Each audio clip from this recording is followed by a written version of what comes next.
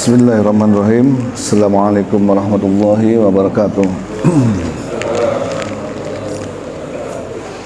Alhamdulillahilladzi anzala ala abdihil kitaba wa lam yaj'al lahu 'iwaja. Wassalatu wassalamu ala sayyidina Muhammadin nabiyil mustafa wa ala alihi washabbihi wa man ihtada wa ba'd. Hadirin jamaah subuh yang dirahmati Allah Subhanahu wa taala, puji dan syukur marilah senantiasa kita panjatkan kehadiran Allah Subhanahu wa taala atas limpahan dan anugerah nikmatnya kepada kita semua sehingga kita tidak akan mampu untuk menghitungnya. Salawat dan salam semoga selalu tercurah kepada junjungan kita Nabi besar Muhammad sallallahu alaihi wasallam. Mudah-mudahan kita senantiasa bisa melaksanakan sunah-sunahnya dan semoga di akhirat kelak kita mendapatkan syafaatnya. Amin ya rabbal alamin. Hadirin jamaah subuh yang dirahmati Allah Subhanahu wa taala, pagi ini kita kembali bermuajahah dalam rangka untuk ta'lim bersama. Masih kita lanjutkan dengan belajar memahami makna-makna yang terkandung di dalam surah Ar-Rahman. Pertemuan yang lalu kita sudah sampai ke ayat 9 ya. Baik, a'udzubillahi minasyaitonirrajim. Bismillahirrahmanirrahim. Ayat ke-10-nya Al-Qur'an mengajarkan kepada kita wal arda wada'aha lil anam. Dan bumi, wal arda dan bumi wada'aha dibentangkan lil anam untuk makhluk-makhluknya. Ada sebagian orang yang menganggap bahwa yang namanya dibentangkan bumi ya berarti buminya datar katanya. Masa kalau dibentangkan buminya bulat? Ini perdebatan yang tiada hentinya antara kelompok bumi datar dan kelompok bumi yang bulat. Tapi kalau kita lihat di ayat sebelumnya, kata yang sama digunakan untuk mendeskripsikan langit juga, yaitu di ayat ke-7 menggunakan kata wadoa. Sama tuh wadoa. Kalau wadoa itu diterjemahkan sebagai menghamparkan sehingga dianggap bumi itu bulat karena terhampar. Kalau kita menghamparkan karpet misalnya, berarti kan permukaan yang kita hamparkan itu datar, nggak mungkin bulat. Padahal di ayat sebelumnya di ayat 7 Al-Quran juga menggunakan diksi wadoa was-samaa rafa'aha wa wado'al mizan. Sama-sama kata wadoa, tapi di ayat 7 diterjemahkan sebagai menciptakan keseimbangan, wa wado'al mizan, menciptakan keseimbangan. Tapi di ayat yang ke-10 diterjemahkan sebagai membentangkan, bahwa doa atau dibentangkan untuk makhluk-makhluknya. Wal arda wadu'aha lil anam. Maksudnya apa nih dibentangkan lil anam untuk makhluk-makhluknya? Maksudnya adalah bahwa bumi ini walaupun merupakan sebuah bola, tapi karena saking gedenya sehingga makhluk yang tinggal di atasnya tidak merasakan bahwa bentuknya itu bulat, kira-kira gitu. Bahkan tidak merasakan bahwa bumi kita ini berputar. Ada yang merasa buminya muter-muter? Nggak ada yang merasa bahwa kita ini berputar, tidak hanya pada porosnya berputar, tapi juga berputar mengelilingi, ya kan, mengelilingi matahari sebagai pusat tata surya. Jadi Allah Subhanahu wa taala sudah membuat mudah orang-orang yang tinggal di atas bumi. Di sini kita tinggal enak, nggak sulit. Coba kalau tinggalnya di bulan, bingung. Kenapa? Jalannya nggak jejak. Karena berat kita hanya tinggal 1/6. Kalau di bumi pas nih, jalan tuh enak, nah, jalan pagi enak. Kalau di bulan nggak bisa kita jalan pagi kayak gitu, karena melayang-layang badannya. Mana berat badan kita hanya tinggal 1/6. Jadi enteng banget. Sekali melangkah bisa jauh. Ya, seperti orang yang loncat-loncat. Makanya bumi ini dibuat nyaman oleh Allah Subhanahu wa taala dengan gaya gravitasi yang pas untuk tubuh kita, khususnya manusia, sehingga tidak kesulitan hidup di atasnya. Dan bumi ini merupakan satu-satunya di jagat raya yang segede gini gitu. Di antara triliunan bintang, miliaran planet, nggak ada yang kayak gini. Coba bayangkan, kita ini hidup di sebuah planet yang kecil di antara belantara jagat raya yang luar biasa besarnya. Satu-satunya tempat yang bisa dihuni makhluk hidup sampai sekarang. Belum pernah ada penemuan dengan teknologi secanggih apapun. NASA udah berusaha sekuat apapun, bikin pesawat, bikin teropong, bikin macam-macam. Belum pernah ada menemukan tempat yang bisa ditinggali sampai sekarang, detik ini. Sudah dieksplorasi puluhan tahun, masih belum bisa ketemu. Itu menunjukkan Allah Subhanahu wa taala sudah memilih bumi kita ini. Bukan karena kebetulan kita tinggal di sini dan bisa hidup, tapi merupakan sebuah pilihan, tempat terbaik bagi kita untuk bisa hidup, dipilihkan oleh Allah Subhanahu wa taala. Di antara sekian miliar, sekian triliun tempat, nah inilah yang dipilih, yang paling pas untuk hidup kita. Kenapa paling pas untuk hidup kita? Ayat 11 menjelaskan fiha faqiyatu wan nakhlu dzatul akmam. Karena di dalam bumi ada tumbuh buah-buahan. Ada pohon korma, ada apel, ada jeruk, ada duren, macam-macam buah-buahan. Yang indah, yang enak, ada yang berbiji, ada yang enggak berbiji. Ada yang warna kuning, warna putih, warna hijau, macam-macam, segala macam buah-buahan yang bisa dimakan langsung oleh kita maupun tidak langsung oleh hewan-hewan. Jadi pada dasarnya hidup kita ini bergantung sama pohon. Coba kalau nggak ada pohon, bisa hidup nggak? Susah, napas aja nggak bisa, buru-buru makan. Kenapa? Nggak ada oksigen. Kalau nggak ada pohon, mana ada oksigen? Karena pohon, kata pelajaran IPA dulu ya, masih ingat nggak? Pohon itu menghisap karbon dioksida, mengeluarkan oksigen tuh.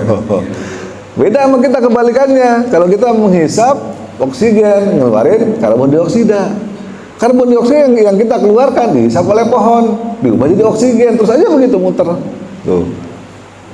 Jadi kalau pohon nggak ada, boro-boro kita mau makan, napas aja nggak bisa. Makanya kata orang tua zaman dulu, kalau tidur malam jangan di bawah pohon. Karena kalau malam, pohon beda tuh. Kalau malam dia ngisap oksigen, kebalikannya kayak kita sama, ngeluarin karbon dioksida. Kalau siang dia ngisap karbon dioksida, ngeluarin oksigen. Makanya kalau kita malam tidur di bawah pohon, rebutan sama pohon oksigennya, lemes. kira gitu.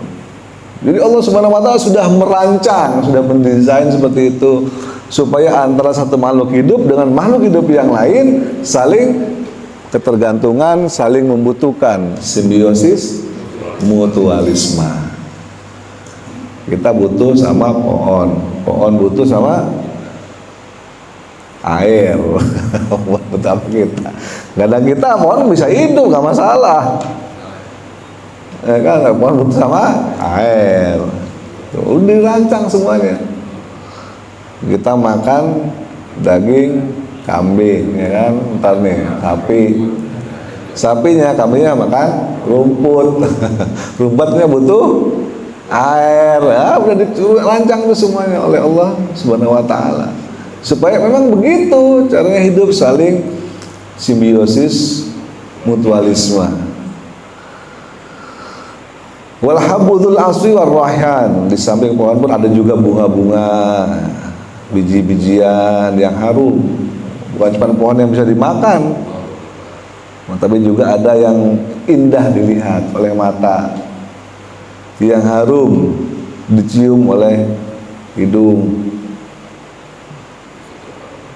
Apalagi kalau pohonnya ada nektar bunganya, ada lebah yang datang mengisap nektarnya, jadilah madu, jadilah Pak Chandra.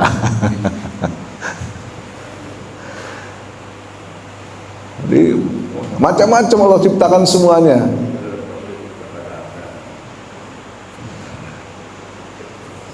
Bukan cuman langitnya, bukan cuman buminya, tapi juga pohon-pohonan, berbagai macam aneka pohon yang di dalam bumi ini yang digunakan semuanya untuk kebutuhan kita. Maka ayat berikutnya, ayat yang sangat terkenal, fabi ayyi ala rabbikuma tukadziba. Nikmat mana Tuhan kalian yang kalian dustakan lagi?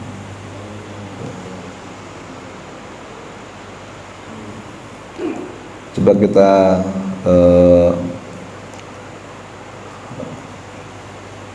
ungkap struktur ayatnya ya. Fabi ayyi ala,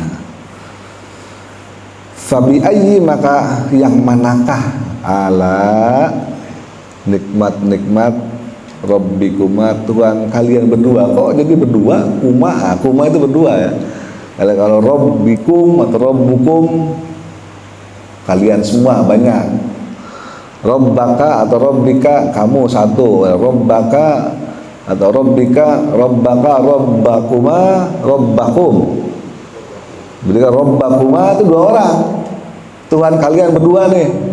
Tukadziban juga dua menunjukkan. Jadi tukadziban, kalau sebuah kata di dalam bahasa Arab diakhiri dengan alif dan nun, itu maknanya bisa dua.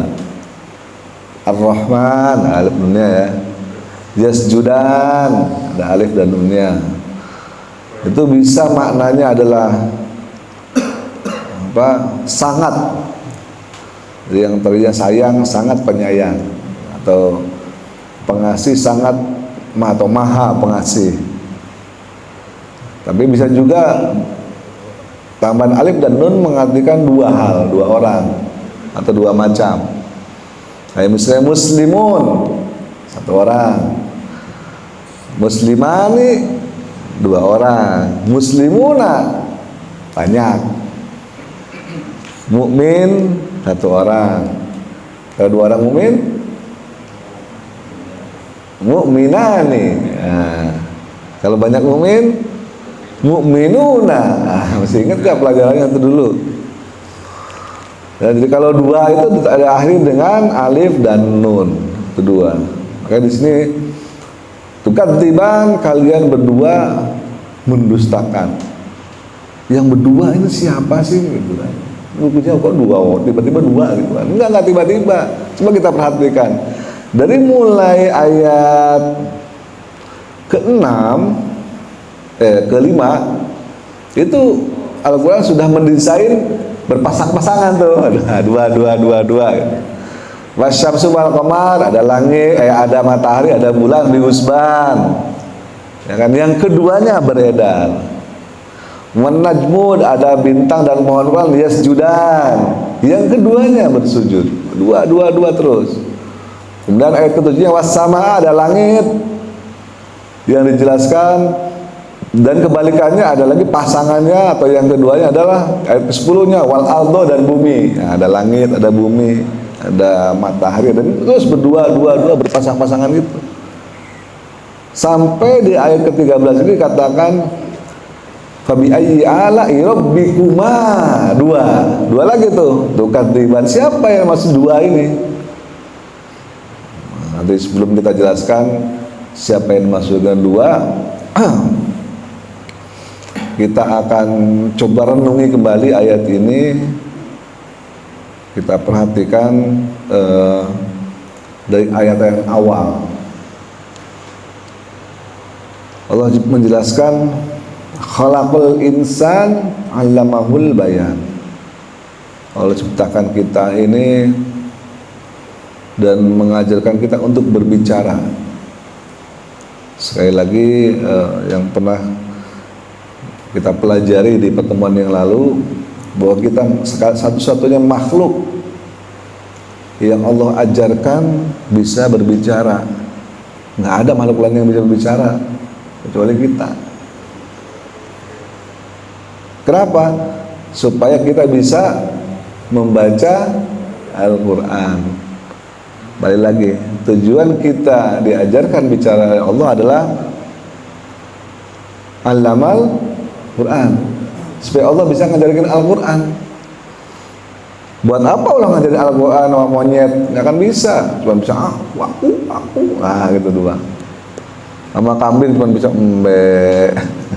kan gitu. Makanya Allah hanya bisa mengajarkan Al-Quran kepada manusia, karena hanya manusia yang diberi kemampuan untuk allamahul bayan, belajar berbicara. Tapi al-bayan makna sesungguhnya adalah tidak hanya sekedar berbicara, melainkan lebih luas, bahwa berbicara itu menandakan adanya intelligence atau kecerdasan. Makhluk yang bisa berbicara artinya makhluk itu cerdas, karena kemampuan berbicara adalah merupakan kemampuan kecerdasan yang tinggi. Butuh ada pemrosesan di situ sehingga dia tahu topik apa yang dibicarakan, bagaimana cara menyampaikannya. Tentu orang yang berbicara dan orang yang punya intelligence, pengetahuan. Karena kalau orang nggak tahu apa-apa kayak bayi, nggak bisa ngomong juga, cuma oe-oe doang kan. Karena dia belum punya informasi yang mungkin diproses. Tapi kalau orang udah mampu bicara, artinya itu orang punya intelligence. Dan intelligence-nya merupakan real intelligence, bukan artificial intelligence. Nah, sekarang kan lagi musim tuh, namanya AI, artificial intelligence. Namanya juga artificial, kecerdasan buatan. Kalau kita ini kecerdasan real, bukan buatan. Kalau buatan itu kan aspal, asli tapi palsu, ini buatan nih. Kalau ini real intelligence, sehebat-hebatnya AI atau AI, tetap aja goblok gitu. Coba pernah nggak namanya nyobain pakai namanya ChatGPT? Tahu nggak ChatGPT? ChatGPT itu kita bisa nanya apapun nama dia akan jawab sesuai yang kita tanya. Misalnya simpel nih, cara bikin rendang gimana? Enter tek, nanti kasih nama dia, terbikin rendang gini bumbunya ini gitu. Hah? Ya nggak tahu, itu makanya itu dia. Termasuk kalau kita tanya masalah agama, sebutkan rukun iman, tahu dia. Ayat mana di dalam Al-Quran yang menjelaskan mengenai ini? Sebutkan nama di ayat ini, tahu dia. Itu namanya ChatGPT, kecerdasan buatan. Tanya apa juga dia jawab. Kalau nggak tahu, baru dia jawab, maaf saya nggak tahu. Dia ada maafnya juga itu. Dan dia bisa menjawab dalam berbagai bahasa. Tanya pakai bahasa Indonesia, tanya pakai bahasa Inggris, tanya pakai bahasa apa, bisa dia. Itu namanya chat GPT. Jadi kita ngechat dengan mesin, chatting dengan mesin, nanya apapun nanti dijawab oleh mesin. Jadi anak-anak kuliah sekarang enak banget tuh, bikinin dong skripsi topiknya ini bab 1 ini, enak tuh dibikin sama dia, bener. Termasuk programmer itu sekarang terketik tuh, coding dia, bikinin sintaks coding untuk ini HTML, bikin sama dia, jadi walaupun nggak sempurna, tinggal kita sempurnakan, tapi palingnya kerangkanya sudah ada, kayak robot. Jadi disuruh apa juga bikin, bisa. Itu namanya artificial intelligence. Dia bikin siapa? Manusia. Jadi manusia tuh udah kayak Tuhan di bumi ini. Dia bisa bikin makhluk yang bisa berpikir sendiri. Kira-kira seperti itu. Jadi kalau ada orang yang mengatakan robot AI itu nggak ada yang bikin, itu orang goblok banget kan. Robot AI pasti ada yang bikin. Kalau artifisial, yang artifisial aja, yang palsu aja, yang bikinan aja ada yang bikin, gimana dengan otak manusia, kepintaran manusia? Jadi kalau ada yang bilang nih orang otak manusia yang segini cerdas tuh nggak ada yang bikin, itu orang lebih goblok daripada ini nggak mungkin. Kemampuan manusia, otak manusia yang terbatas aja bisa membuat otak buatan, istilahnya gitu, bisa menciptakan kecerdasan buatan. Apalagi yang menciptakan kecerdasan yang benerannya ini kan jauh lebih maha cerdas lagi. Jadi kita diingatkan dalam ayat ini, Fabi ayyi ala'i rabbikuma tukadziban. Kamu tuh udah kagum berikan mulut, kata Allah. Ngomong-ngomong, pada saat Allah mengatakan Ar-Rahman, Allah tuh lagi kesel. Kita bayangkan Allah lagi kesel, bukan lagi baik-baik aja, enggak. Kayak saya kalau lagi kesel sama anak saya ya, misalnya nih, saking badungnya anak saya misalnya, untung gua ini bapak lu. Coba kalau gua ini bukan bapak lu, udah habis lu, gua habisin. Nah gitu loh. Mengingat gua ini bapak lu ya, sebadul-badulnya lu juga nggak bakal gua apa-apain, paling gua ngomelin doang. Mengingat saya ini bapakmu, sebandung-bandungnya anak sama bapak sama anak kan tetap aja kasihan. Saat Allah mengatakan Ar-Rahman, tentu aku ini Ar-Rahman. Kalau aku ini bukan Ar-Rahman, habis tuh kalian semua. Tiup berdebu habis, hujan batu habis, banjir bandang habis. Karena saya ini Ar-Rahman, kata Allah, ya udahlah saya kasih kesempatan, saya kasih Al-Quran, kamu pelajari, saya kasih kamu mulut buat bisa ngomong, belajar Al-Quran. Nanti ditanya akhirat, sudahkah? Nah itu dia, sudahkah mulut kita dipakai untuk sesuai dengan fungsinya? Sudahkah langit dan bumi ini kita gunakan semaksimal mungkin sesuai dengan fungsinya? Karena di akhirat nanti kata Rasulullah SAW, golongan yang dihisab pertama kali ada 3 golongannya. Yang pertama adalah mereka yang gugur di medan perang, para syuhada. Ini pertama kali.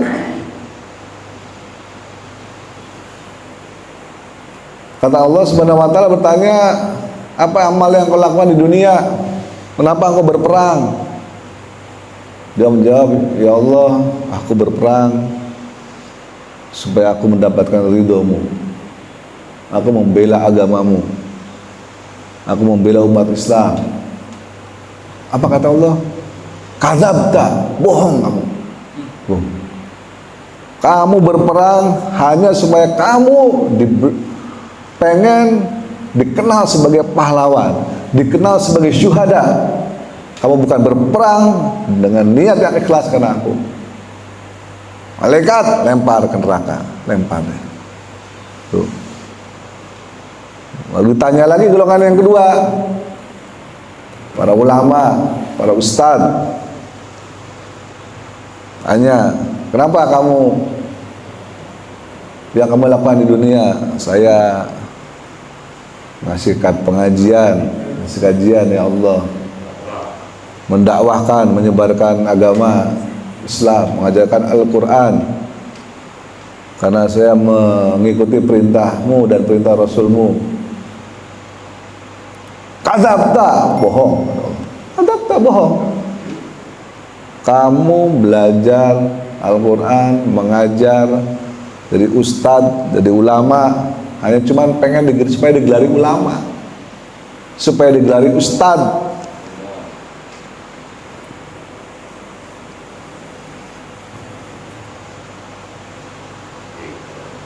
Kemudian yang ketiga, golongan ketiga adalah orang-orang yang punya harta. Kalau tanya, untuk apa hartamu kamu gunakan? Aku banyak bersedekah ya Allah. Tiap subuh masukin kenceleng di Masjid Anas. Kalau ada pembangunan Masjid Anas, ikut nyumbang demi untuk memajukan masjid, demi untuk berbagi dengan fakir miskin. Setiap ada sumbangan anak yatim, saya ikut. Kadzabta, bohong, kamu bohong lagi. Kamu itu nyumbang supaya dikenal sebagai orang yang dermawan. Kalau nggak ada yang muji-muji kamu jadi orang yang dermawan, mana mau kamu nyumbang gitu. Lempar ke belakang. Tuh. Makanya dari semua hal ini dikatakan tukadziban. Jangan mendustakan semua Allah yang berikan. Allah berikan mulut, Allah berikan mata, Allah berikan tubuh, otak, kecerdasan, semuanya. Apakah sudah digunakan sesuai dengan fungsinya? Allah berikan harta, Allah berikan ilmu dan sebagainya. Sudahkah kita pakai sesuai dengan fungsinya? Sehingga kita tidak akan digelari sebagai tukadziban tadi itu. Kadzabta, bohong, kata Allah. Allah tanya, mulutmu kamu pakai buat apa? Buat zikir ya Allah, buat baca Quran, buat sholat. Bohong kamu. Gimana coba kalau nanti di akhirat digituin? Zikir sih zikir, tapi kamu sengaja zikir supaya dipuji oleh orang, jadi ahli zikir. Supaya kamu dipuji oleh orang, ahli apa? Baca Quran. Nyatanya kamu kalau di rumah nggak ada orang lain, nggak pernah tuh baca Quran, nggak pernah kamu zikir, dan seterusnya. Jadi memang ayat ini mengajarkan kepada kita tidak ada dusta di antara kita. Kata Allah gitu. Nggak usah bohong deh, nggak ada dusta di antara kita. Karena Allah Maha tahu apa isi hati kita. Bi ayyi ala rabbikuma tukadziban. Nggak usah bohong, Allah tahu semuanya. Lalu siapa yang dimaksud dengan rabbikuma? Dua orang tukadziban, dua orang lagi yang berdosa ini. Dua makhluknya. Yang pertama dijelaskan dalam ayat ke-14-nya, khalaqal insana min salsalin kal fakhar. Allah ciptakan manusia min salsal, dari tanah liat, tanah kering. Kal fakhar, kayak genteng, kan? Gentong, apalagi bata. Itu saudara sepupu, itu sepupu jauh. Ya kan, apa bedanya kita sama genteng? Indah, sama-sama dari tanah liat. Kal fakhar di sini kan. Saudara-saudara sepupu jauh itu. Tapi ada yang apa namanya? Nanti ayat 15 dulu, ayat 15 dulu. Nah, ayat 15 ini wa khalaqal janna mim marijim min nar. Nah, yang ayat 14 adalah menciptakan manusia, ayat 15-nya diceritakan menciptakan jin. Jadi tukadziban dua makhluk tadi, rabbikuma, Tuhan kalian berdua, yang maksud adalah manusia dan jin. Jadi Allah sedang bercerita di dalam surah Ar-Rahman ini tentang dua golongan, yaitu golongan manusia dan golongan jin. Allah sudah berikan nikmat kepada kalian semua, wahai manusia, wahai jin. Jangan sampai nikmat itu kalian dustakan. Jadi bukan cuma kita yang disasar, tapi juga jin.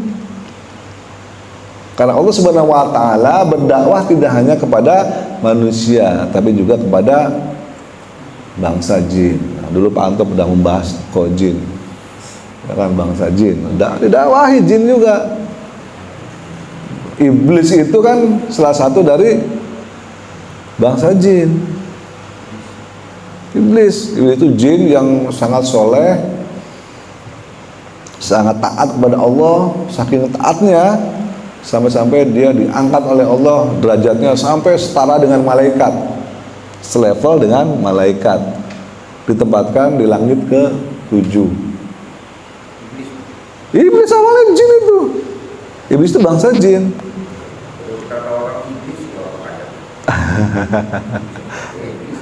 Ya kan?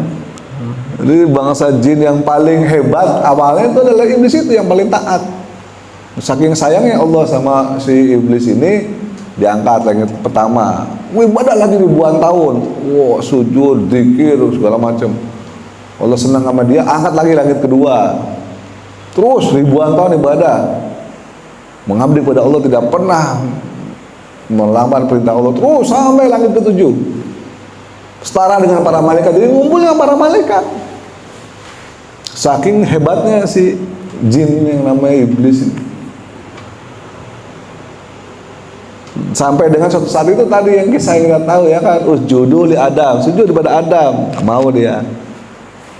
Fasajadu, semua sujud malaikat kecuali iblis itu. Makanya kok di situ ada iblis? Kan yang diperintah sujud malaikat. Oh, ternyata di antara malaikat itu ada yang namanya jin tadi itu, si iblis. Hah? Nggak mau dia. Iblis nggak mau. Illa iblis, kecuali iblis. Semua malaikat itu sujud, perintah sujud kepada Adam waktu Allah menciptakan Adam. Oh, ayo sujud kamu kepada ini ciptaanku yang baru nih. Aku baru bikin nih makhluk yang baru, makhluk yang aku buat terbaik. Oh, bangga itu menciptakan kita. Ayo malaikat semua sujud, kamu ini ciptaanku yang baru. Hormati dia, sujud penghormatan, bukan sujud menyembah. Anda semua sujud, malaikat sujud, sujud pada kita ini manusia. Bayangkan kita pernah disujudin oleh malaikat loh, luar biasa kita ini. Yang lain mah sujud, malaikat ini sendiri masih berdiri aja gini, nggak mau dia. Tanya Allah, kenapa kamu nggak mau sujud? Ah, ciptaanmu yang ini dari tanah, gue kan dari api. Tuh, kehebatan gue yang keren api dibanding tanah. Oh, itu iblis kayak gitu kelakuannya. Nggak mau dia. Selengean. Kerenan juga gue. Api, tanah, ada apa-apanya. Gitu dia. Cemen. Ya kan? Min-solsolin kal-fakhor, diciptakan dari tanah. Mau iblis sujud. Sementara jin di sini diciptakan dari api, min marijim min nar, yang nggak ada asapnya. Jadi dari tanah, yang ini dari api ciptakannya. Dia merasa api lebih hebat dibanding tanah. Suatu ketika ada seorang santrinya Imam Syafi'i nanya, "Oh Imam, jin itu kan iblis dibikin dari api, ya kan? Sementara kita dibikin dari tanah. Kenapa nerakanya dibikin dari api? Kalau kita masukin ke neraka, tanah ya kebakar sama api, kan membara merah. Nah kalau iblis, kalau jin masukin ke neraka, kan sama-sama api, kagak apa-apa katanya gitu. Nah gimana ceritanya? Nah, gimana tuh? Neraka kan dari api diciptakannya, jin juga dari api diciptakannya. Sementara kita dari tanah. Kalau tanah masukin dalam api kan tanahnya merah dong, kena lah istilahnya. Nah ini diciptakan dari api juga, masukin dalam api, kan nggak apa-apa dong, harusnya enak dong mereka. Oh gitu.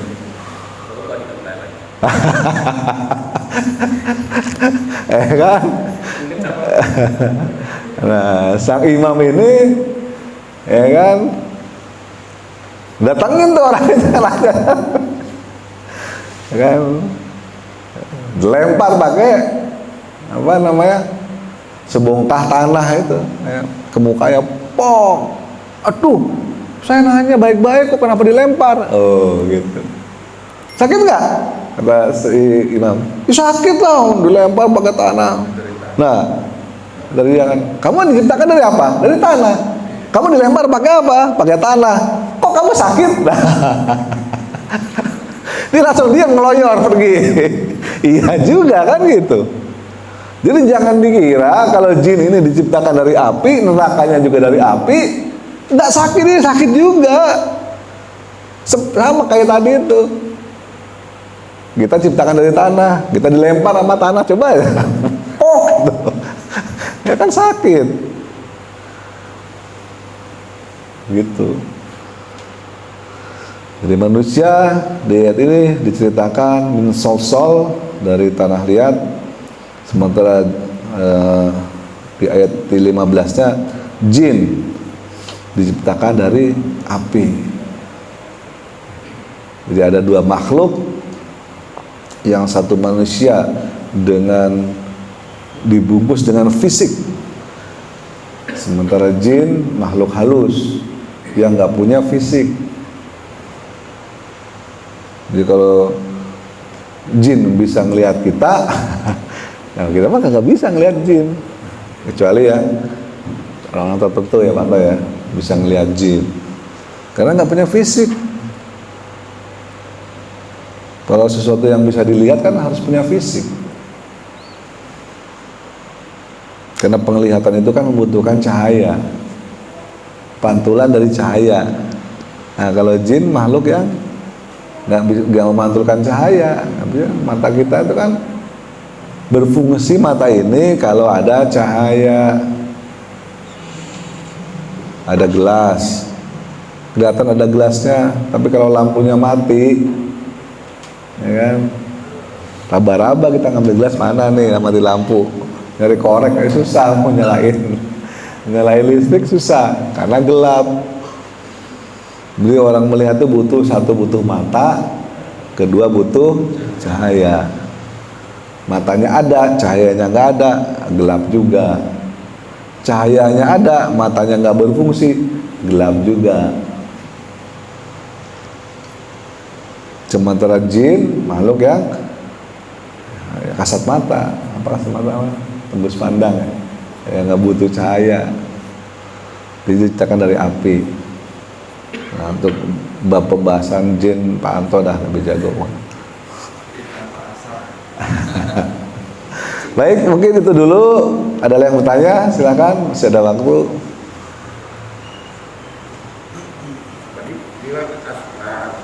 Iblis kan tidak menyembah. Iya. Tapi sementara iblis juga ditempatkan di langit ke 7. Tadi perkembangan juga di mana? Iya betul. Itulah yang disebut dengan tadi itu kadziban. Jadi iblis itu ternyata selama ini dia beribadah kepada Allah, begitu taat kepada Allah tuh hanya pengen supaya disebut orang yang taat, disebut orang yang hebat, setara dengan malaikat. Gua nih hebat nih, setara sama malaikat nih. Tuh. Buktinya apa? Buktinya apa? Itu tadi buktinya. Allah suruh sujud, dia mau. Jadi lu selama ini ibadah tuh buat apa? Bukan buat aku, bukan menyembahku dong kalau gitu. Kamu beribadah supaya kamu diangkat terus derajatnya, supaya kamu bisa setara sama malaikat. Tujuannya di ibadah kan itu.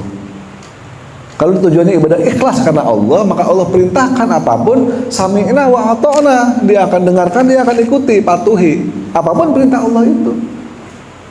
Setidak masuk akal apapun. Kan kayaknya nggak masuk akal, masa Allah nyuruh sujud kepada makhluk yang lain kan gitu. Yang namanya sujud kan harusnya kepada Allah.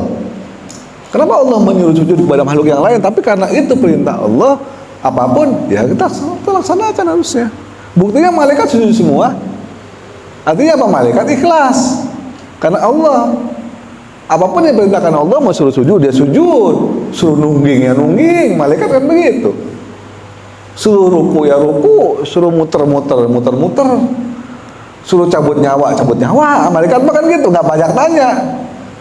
Cabut tuh nyawanya si anu. Oh iya, udah langsung laksanakan nggak? Kenapa? Itu kan masih muda, masa nanya gitu. Kan ada malaikat nanya nggak? Malaikat Israel, cabut tuh nyawanya si anu. Nggak ada dia yang tanya-tanya nih. Kenapa ya Allah, kan masih muda itu, masih sehat. Nggak ada. Ya kan cabut aja gitu kan. Nah. Tapi iblis kan nanya, ngapain gua suruh sujud? Tuh. Lah dia diciptakan dari tanah.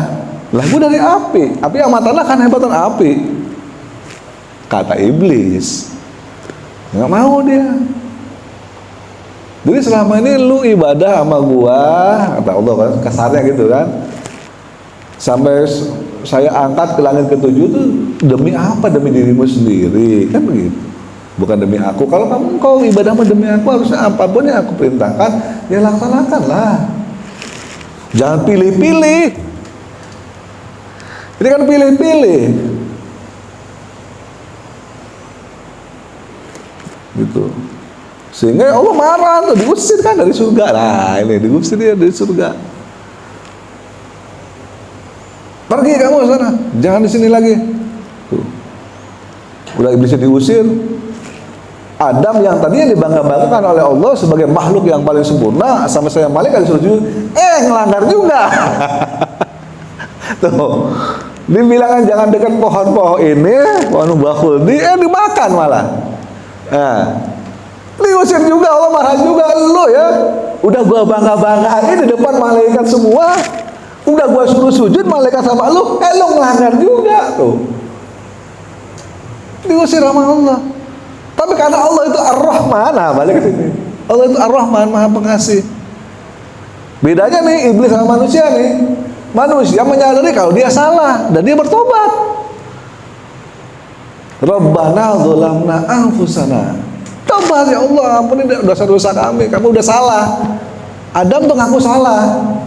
Akhirnya Allah ampuni, ya udah kamu ampuni. Jadikan dia nabi. Turunkan ke bumi. Kalau iblis, kamu iblis mau bertobat gak? Kagak apa mah. Oh.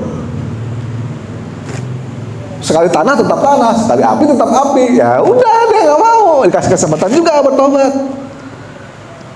Coba bayangkan kalau iblis mau bertobat waktu itu misalnya. Manusia tobat, iblis tobat, aman dunia nih, selesai. Ya kan? Masalahnya dalam manusia yang bertobat, iblisnya kagak, tetap aja. Bahkan sampai zaman Nabi Musa, iblis tanya sama Nabi Musa, bilangin sama Allah, kamu kan langsung berbicara sama Allah, bisa tuh. Aku mau bertobat dong. Allah ngampunin gak kira-kira dosaku ya? Kata Nabi Musa, yakin lu iblis? Iya beneran gua. Coba kamu bilang deh. Ya Allah, bukan Nabi Musa, ya Allah, ini ada iblis di sebelahku. Katanya dia mau tobat, tolong terima tobatnya. Kata Allah, baik. Allah nggak ada masalah, tobat. Oke, saya terima tobatnya dia. Syaratnya cuma satu. Kamu sujud di makamnya Adam. Tuh, balik lagi ke situ. Kata iblis apa? Dulu aja waktu dia masih hidup, gua nggak mau sujud, apalagi sekarang dia di tanah, ogah kayak gitu. Lu gimana coba? Tetap aja ogah. Sampai 7 turunan gua gak akan kenal dia. Nah, kalau gitu, kalau kita nih kayak gitu kan. Jangan main sama anaknya si Anu ya. Itu bapaknya tuh pokoknya sampai 7 turunan. Gua gak mau kenal sama dia. Sama tuh kelakuannya kayak gitu. Sama iblis tadi. Nggak ada maaf bagimu, istilahnya gitu. Ogah, waktu hidup aja nih, waktu engkongnya masih hidup nih, nggak mau gua datang ke rumahnya dia. Apalagi sekarang ngomongnya udah mati, gua suruh ke sono, ogah, gitu kira-kira. Ya kan?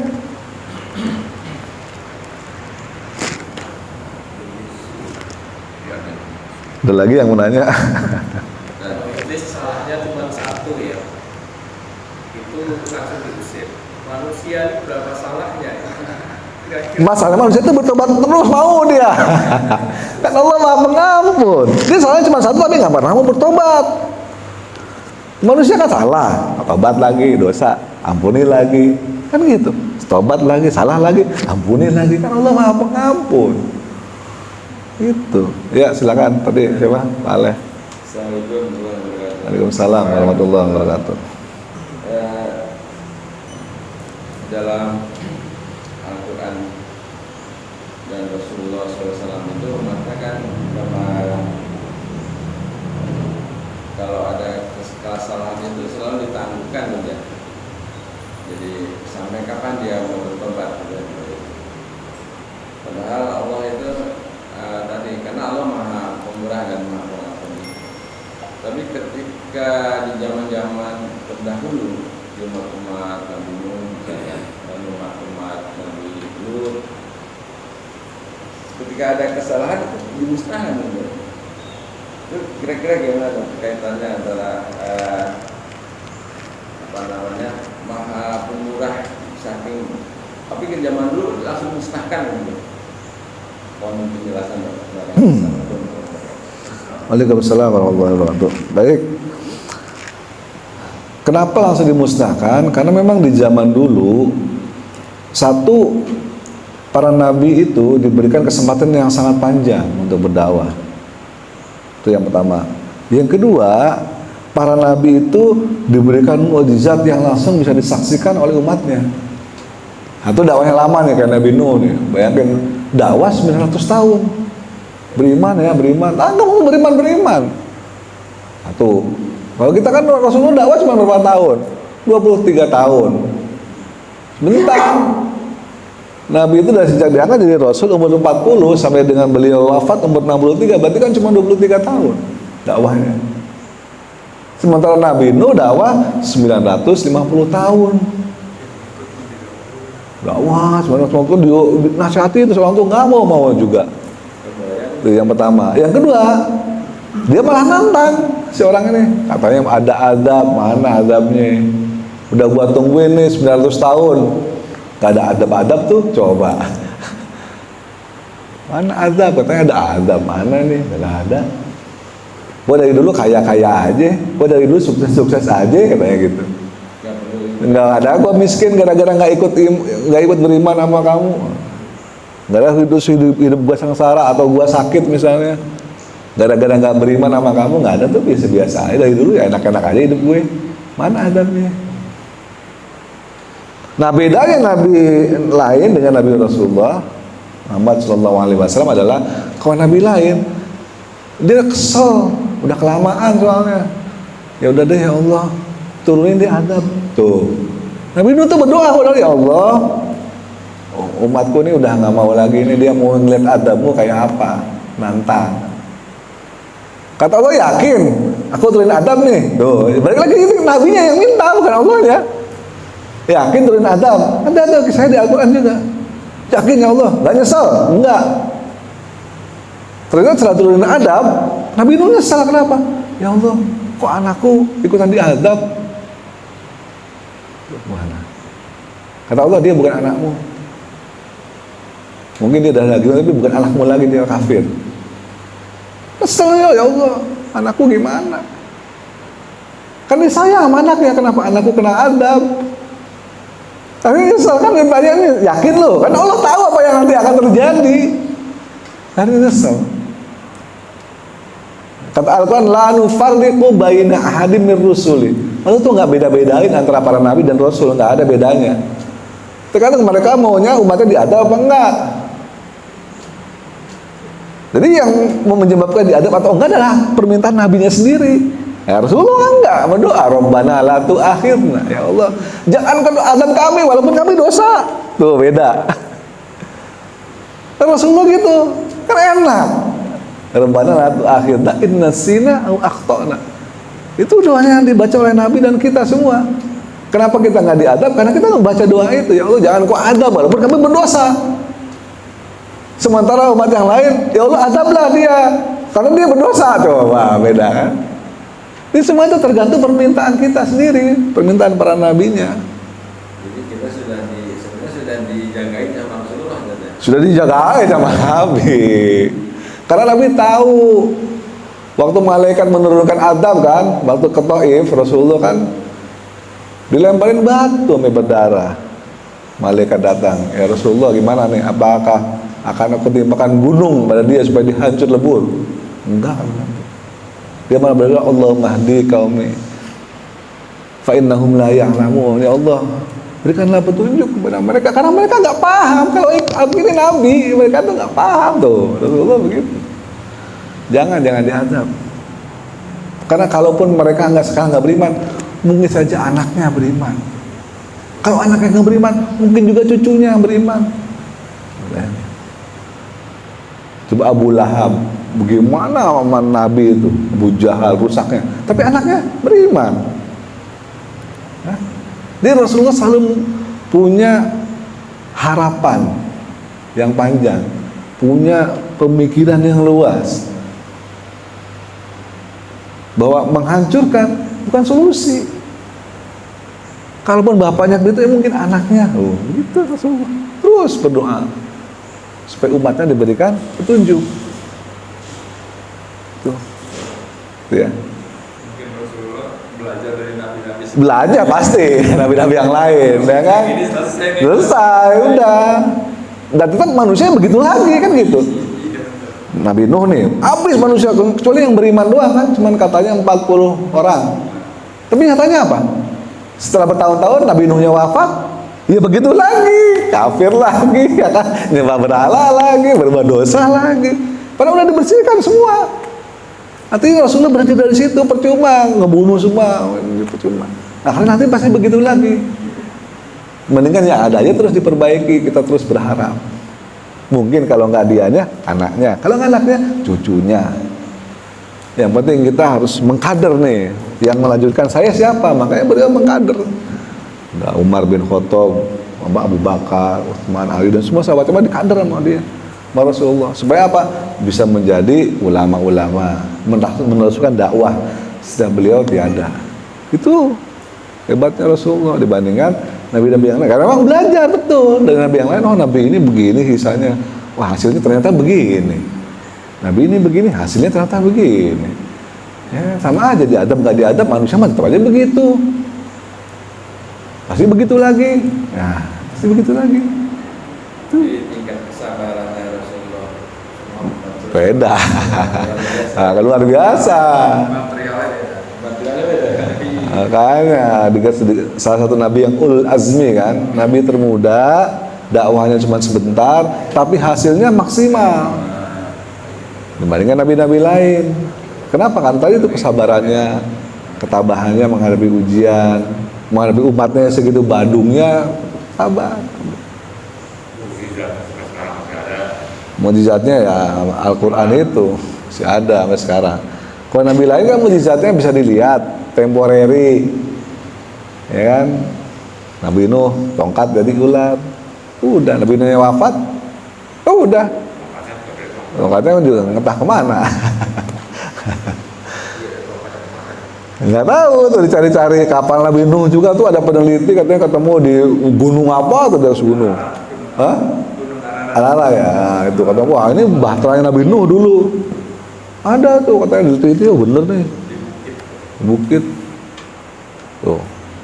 Nabi Muhammad kan mujizat Al-Quran yang terus bisa dibaca, terus bisa dipelajari sampai ke hari kiamat nanti tetap ada. Ya, silakan Pak Yul. Bukan jogging aja ya. Masalah buah itu, buah hudi. Itu kan apa namanya, sebabnya si Adam turun dari surga kan dalam buah hudi tadi. Kira-kira kalau nanti sudah yaumil hisab selesai, kira-kira di surga masih ada buah hudi juga? Masih lah. Bisa dimakan apa enggak? Bisa. Udah bisa. Kan nggak dilarang. Jadi bisa apa enggak itu karena dilarang apa enggak gitu aja, gitu aja. Jadi udah nggak ada lagi kisah. Jadi Allah itu suka-suka dia milih bukan karena hoodinya, tapi Allah ngetes. jangan makan ini ya, gitu doang. Harus cuma milih doang, mana ya, jangan makan ini ya, gitu doang, jangan deketin ini. Jadi nggak ada apa-apa sebenarnya kalau dimakan gitu. Bisa boleh tiba-tiba nggak tahu kan? Hah? Bisa ya. Bisa dimakan kan? Bisa lah, kenapa enggak? Kan boleh atau tidak boleh itu karena dilarang oleh Allah apa enggak? Cuman yang trauma ada. Sama kayak kita di sinilah. Kenapa kita nggak boleh makan babi? Iya. Ya? Oh katanya ada cacing pita, kan bisa dibakar, digodok sampai cacing pitanya mati. Emang boleh kalau cacing pitanya mati? Belum ada yang bisa ngerasain. Emang enggak. Tetap aja kalau orang larang mah larang aja gitu. Jadi pokoknya yang Allah larang tuh pasti ada manfaatnya. Kalau kita tinggalkan. Kan begitu. Nggak masuk. Bulan ada di sana. Bisa. Ada. Jadi kalau yang Allah larang, ya udah kita jalankan aja, samina wa atokna gitu. Jadi bukan berarti nanti kita masuk surga misalnya nggak boleh makan buah kuldi, ya boleh, ada larangannya nggak ada, ya udah berarti boleh. Selama Allah tidak melarang berarti boleh. Tidak ada dalil. Hah? Karena tidak ada dalilnya juga. Ya tidak ada perintahnya. Kalau Allah melarang, berarti harus kita tinggalkan. Kalau Allah tidak melarang, ya boleh. Makan ikan, ada nggak larangannya? Udah nggak pakai akad lagi. Makan ikan ada nggak larangannya? Nggak ada. Tapi makan bangkai? Nggak boleh. Kalau ikannya jadi bangkai? Boleh. Oh, kok beda? Tuh. Jadi selama tidak ada larangannya, kita boleh melakukan apapun. Itu dalam masalah sehari-hari ya, muamalah. Di dalam muamalah, selama tidak ada larangannya silahkan. Karena Al-Quran tidak ada melarang makan ikan. Hadis Nabi juga nggak ada melarang makan ikan, nggak ada. Yang dilarang cuman apa? Bangkai, babi, darah, ya kan? Jadi yang dilarang itu cuma terbatas. Artinya kalau nggak disebut di dalam larangan, selain dari itu boleh, kan begitu. Jadi prinsipnya gitu, kalau muamalah silahkan lakukan apapun selama tidak ada larangannya. Kalau prinsip dalam beribadah, jangan lakukan apapun selama tidak ada perintahnya. Prinsipnya gitu. Kalau ibadah, prinsipnya ada perintahnya enggak? Kalau ada, lakukan. Kalau nggak ada, ya nggak boleh. Kalau ibadah. Kalau muamalah, ada larangannya enggak? Kalau nggak ada larangannya, ya berarti boleh. Kadang nggak mungkin Al-Quran dan hadis menyebutkan atu-atu ya. Ikan sepat nggak boleh, ikan mujair nggak boleh, ikan misalnya gitu kan lah, isinya nanti Quran sama hadis ini cuma nggak boleh doang, larangan doang gitu kan. Ini nggak boleh, itu nggak boleh, enggak. Semua boleh kecuali ini, kan lebih simpel gitu. Sembako boleh. Hah? Apa? Sembako boleh. Sembako, Sembako. tembakau, ada larangannya enggak? Balik lagi ke situ. Ada larangannya Pak. Nggak ada larangannya. Ya boleh selama nggak ada larangannya boleh. Larangannya ada nggak? Lagi tadi Pak Sugi mau nanya sesuatu. Gitu, terima kasih atas perhatiannya. Mohon maaf jika saya ada kesalahan. Kita tutup dengan doa kafaratul majlis. Subhanakallahumma bihamdika asyhadu an la ilaha illa anta astaghfiruka wa atubu ilaik. Billahi taufiq wal hidayah. Assalamualaikum warahmatullahi wabarakatuh.